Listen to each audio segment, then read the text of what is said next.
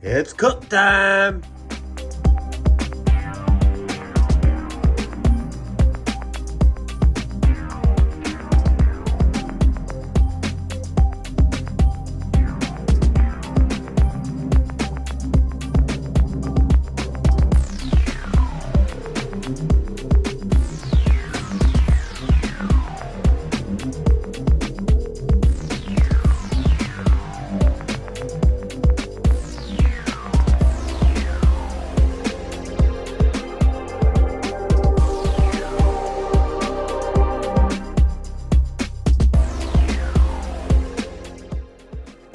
Okay, you got it pretty good.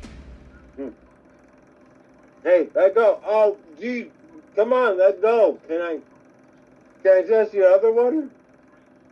You're not gonna let me test the other one because you don't like me. Ow! Come on, ow, ow, ow. Oh, listen, hold on. What?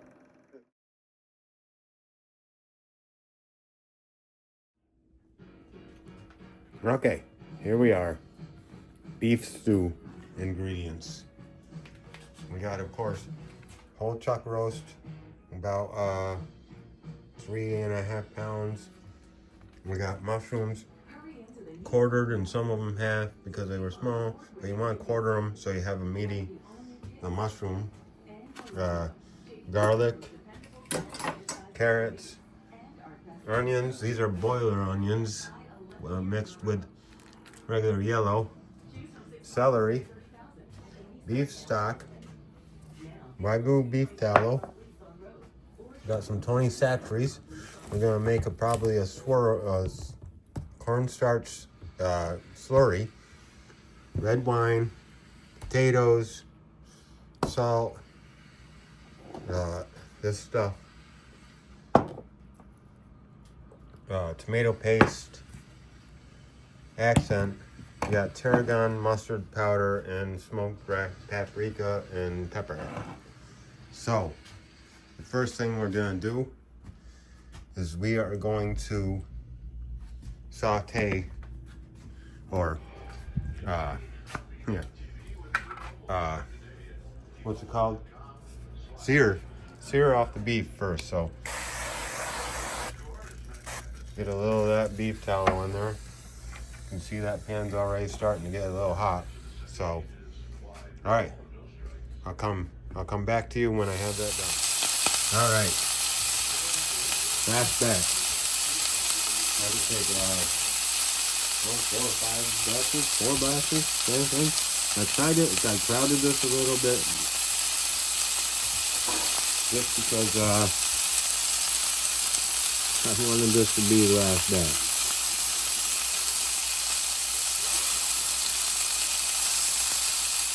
And if you're wondering, the way to get that pond nice and keep it nice so that you're not burning anything on the bottom is to go quickly and to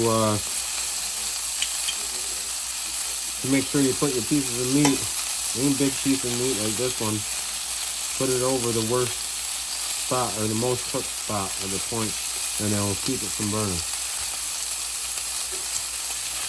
Pro tip.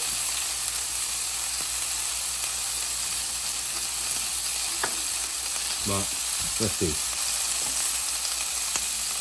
Yeah, there you go. There's the color we're looking for right there. You can see. That's beautiful. If you don't get that all around on every single spot, don't worry about it too much. You just want a little bit of that Maillard reaction for the flavor. Maillard.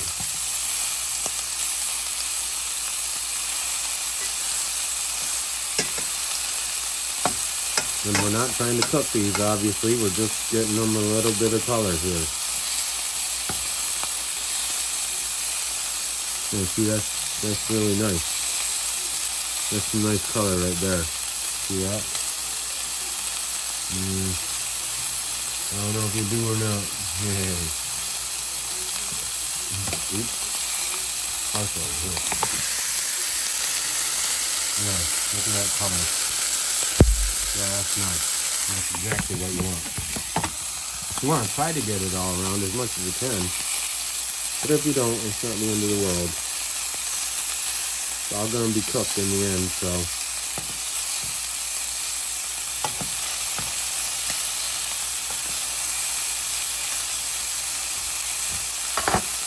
All right, finish off this batch and then we'll go on to the next step. All right, now you see all the beautiful fond I built up there. So the next step, spray a little bit more of this in there. Then we're going in with our mushrooms. Not all of them. Too many of them, and yeah. This would be probably, I'm gonna say 2 batches. Sure. At this point, add a little bit of salt. Now, we're cooking these here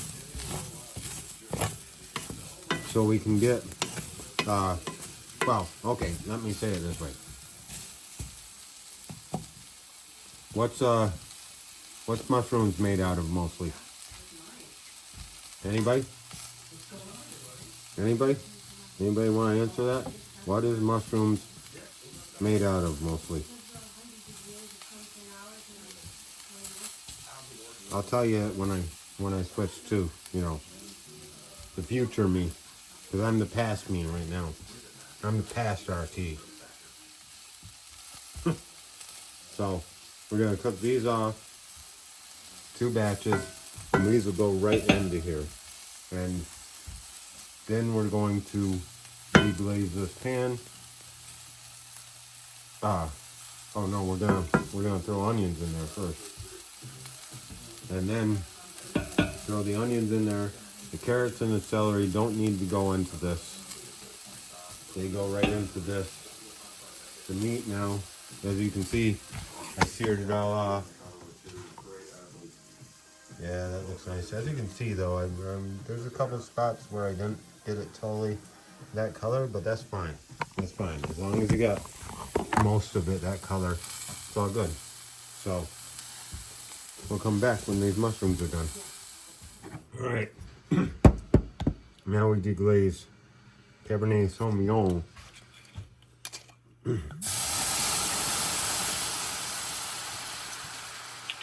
Nice glug in there. Glug. We're just gonna work this around until we get everything off that bottom. Which you can see works pretty fast, right?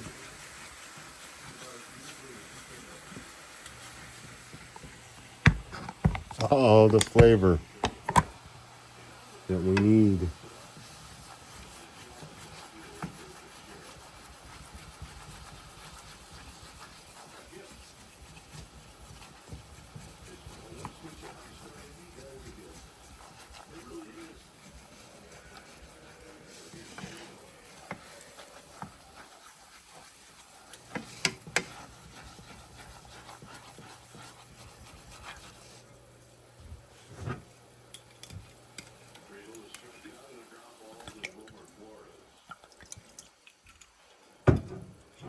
Now you don't have to use alcohol to deglaze. You can use chicken stock, beef stock, water. You can use water if you want.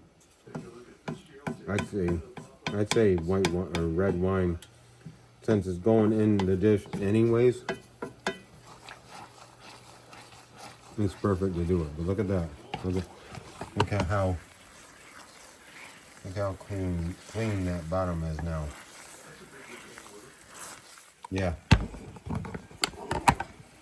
So now we'll switch. We got all our onions and our mushrooms in here. We're gonna cook them a little bit more. We'll spray.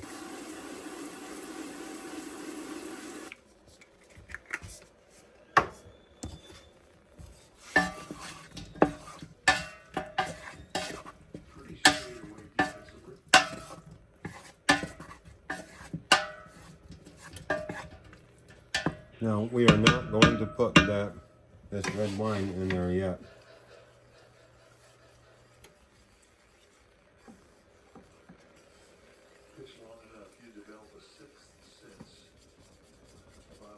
We will be. We will be. So.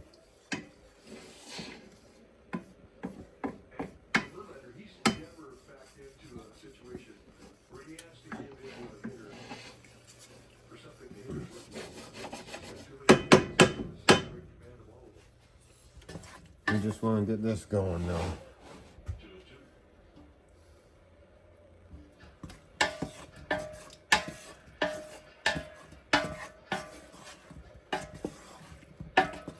Because them big boiler onions, I know they'll be done by the time this whole dish is done, but the whole stew is done, but you know, you gotta give them a little bit more time in there.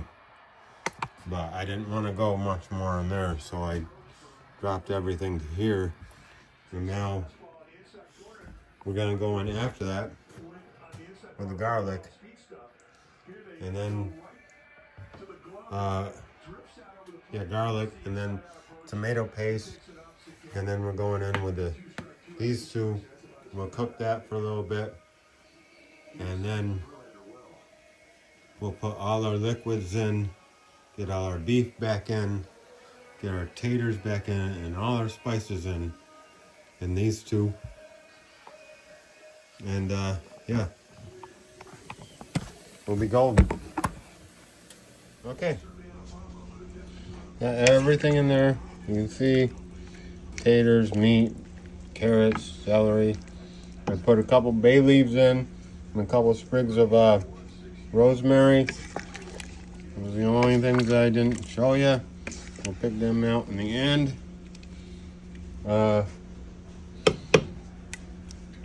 And I put a little water in there just to get it up above the stuff. Now we're going to bring this up to a bowl. And then we're going to just reduce the heat a little bit and let it go. About 7, 8 o'clock. Should be good. All right. Yeah. Oh, and I got bread too. That's not garlic bread. It's fresh baked Italian bread, crusty, with some.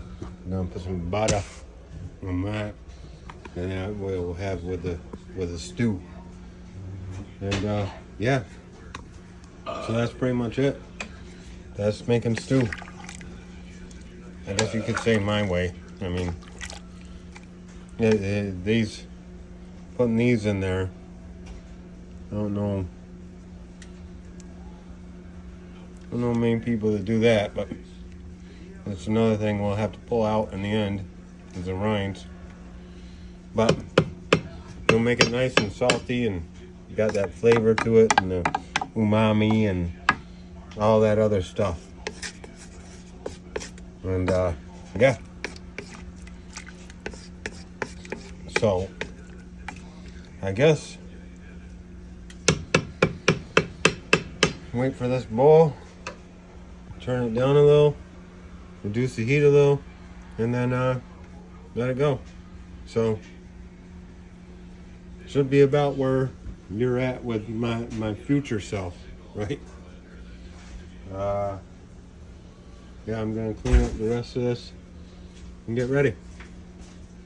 And we haven't, in the end, we'll probably add the cornstarch slurry just to get it thickened. And I didn't show you that I put a little bit of flour on the veggies when I was cooking the veggies, and cooked that out so that, you know, you can have the start of a thickener. But anyway, so there you go.